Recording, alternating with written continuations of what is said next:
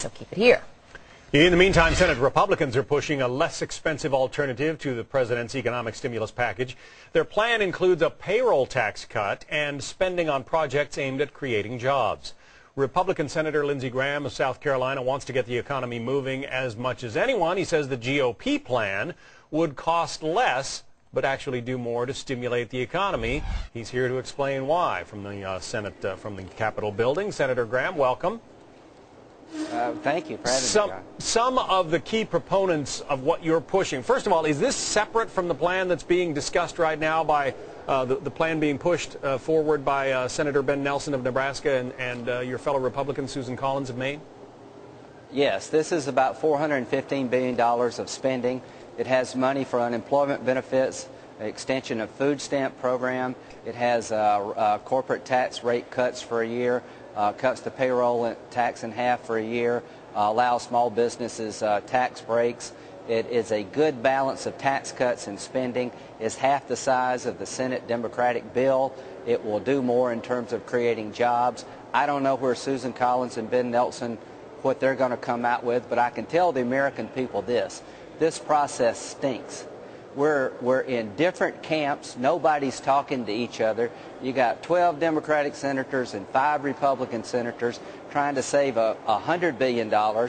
We're making this up as we go, and it is a waste of money. It is a broken process, and the president, as far as I'm concerned, has been AWOL in providing leadership on something as important as this. Well, let's talk about what's been cut out of this bill that you've put together. I mean, you're talking about half the size of the bill that came through the House, half the size of what the president wants. It took about what did you cut 30 out? minutes to do it. $75 billion to go to states unmarked spending. They can spend it any way they want to. What's that got to do with creating a job? COBRA benefits. If you lose your job, under this bill, 65% of your COBRA premium would be paid by the federal government, even though you were a CEO that made $20 million. There is no means test for helping people who are unemployed. Some people need to be helped, and some people, quite frankly, can afford to help themselves.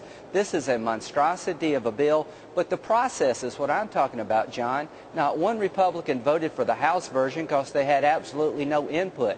The markup of the Senate bill of $880 billion took an hour and 40 minutes in committee. We're making this up as we go, and we need money for housing, and we need money for banking, and it's not in the bill. We've done nothing for housing and banking, and we've yet to do that. So I hope the president will call a timeout, and we will come together and be smart about how we spend the American people's money. This process is not smart. Talking about housing, you've got in your bill that $15,000 credit for the purchase of a new home. How much would that cost, first of all, if lots of Americans run out and buy houses? And secondly, what would it accomplish?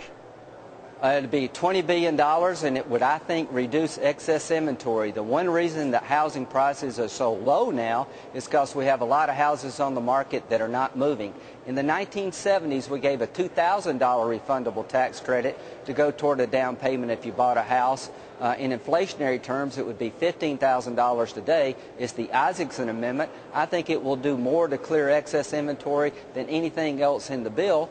But I've got an amendment for $26 billion to the FDIC with Senator Conrad to negotiate mortgages that are underwater to keep people in their homes, and we take it out of the bill. We reduce the overall cost. There's a million ways to improve housing, and we're doing very little in this bill. You said that the president has been AWOL. You don't think that his approach, I mean, he's been writing editorials, he's been all over the media. Yeah. You don't think that's an approach that's working? No. Scaring people is not leadership.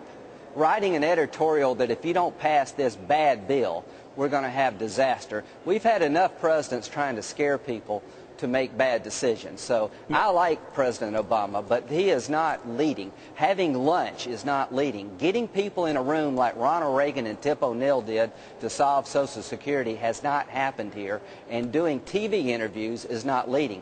We need a bunch of Republicans and Democrats in a room with the White House to figure out how to smartly spend money to create jobs. And if it doesn't create a job in the near term, we shouldn't spend the money. Do you fear the risk of being labeled a partisan with that kind of talk? I mean, you know, this president ran on the... If this is bipartisanship, count me out. I think I have a record of bipartisanship. I want to help this president with Guantanamo Bay, with Social Security, jump-starting the economy, helping banks lend money. I want to be a partner in trying to create momentum to solve America's problems. This process stinks. We've had no bipartisanship here. It has been a partisan exercise in the House. It's a partisan exercise in the Senate. We're making this up as we go. Senators are running scared because of polling numbers, and quite frankly, the president is giving TV interviews rather than getting people together, and I am very disappointed. And it sounds like you're also not too happy with those 16 senators who are locked behind closed doors wrangling with this thing right now. I'm happy that they're trying to do something, but that's not the way you spend $800 billion. Having 16 senators behind closed doors that would spend $800 billion. Can I tell you how much money that's $1 trillion with interest? Yeah. We're going to spend $1 trillion and 16 people are behind closed doors trying to figure out how to do it by tonight. That's crazy. Senator Lindsey Graham of South Carolina, Republican, thank you. Thank you. You know where he stands. This is getting juicy. It sure is. Well,